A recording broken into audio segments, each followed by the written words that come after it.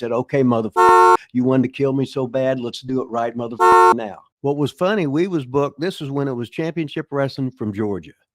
And it was Ole running. We worked with them Friday, Saturday, and Sunday was what it was.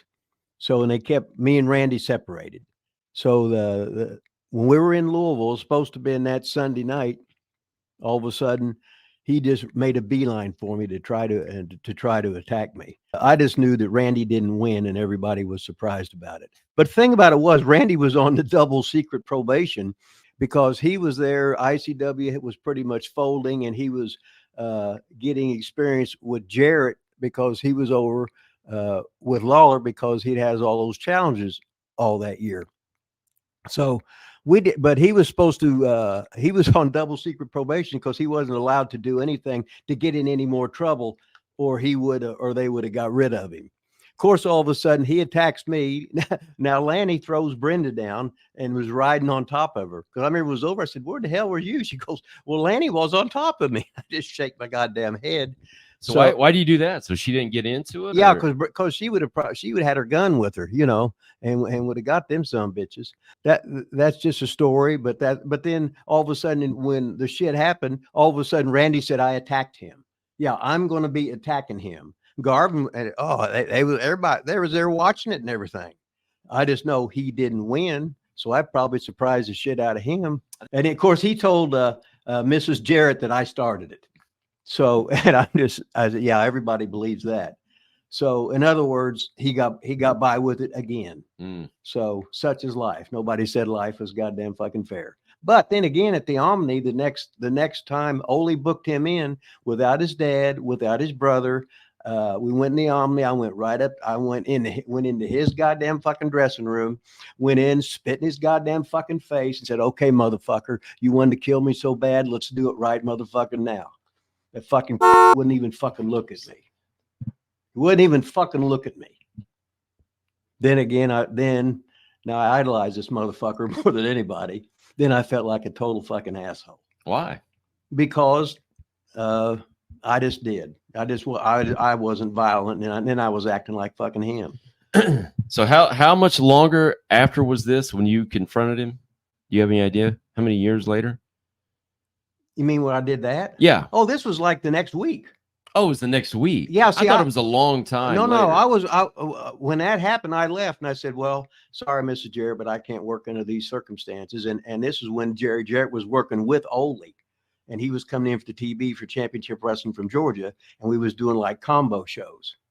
Because I remember at the Omni, Randy was a tag team partner with Magnum TA, and they worked against somebody. As like one of the outsiders. But then after that, I didn't see Randy for about 10 years or whatever. So the week later was with a different company then? Yeah, but Ole booked him in. Okay. To work, just to be at the fucking Omni.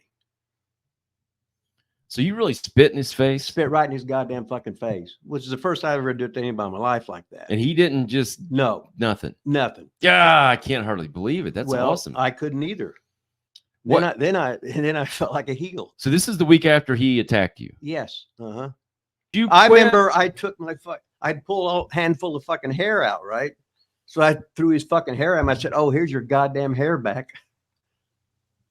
And that was it. So even though you came out on top, you went back at him the next week anyway. Oh yeah, because then I got mad. Garvin was winding me up the whole time. Yeah. And old Garvin was going, "Oh, you did good. Oh, you did shit out of him." So Garvin, "Oh, you did good." So were there a lot of the guys around, the boys around when you spit in his face? Fuck yes. Oh man. Because we was just in the separate. What was it? It was going to be Louisville was on a Sunday night that night. And we went there, and Lawler always had his own dressing room. He was the king there, and he had his own dressing room. And all of a sudden, Randy saw, and Randy was like an assistant booker there, or whatever it was. But he was guilty as fuck.